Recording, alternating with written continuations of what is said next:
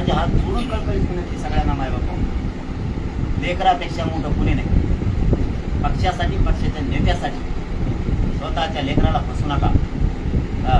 एकदा जर त्याची सत्ता आली पुन्हा 5 वर्ष ते विचारणार नाही तुम्हाला.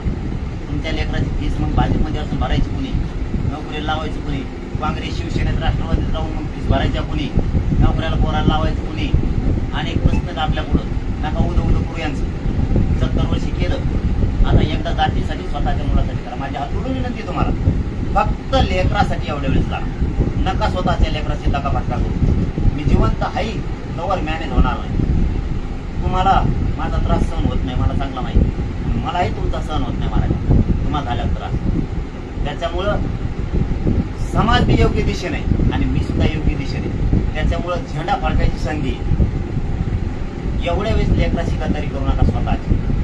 स्वतःच्या लेकराला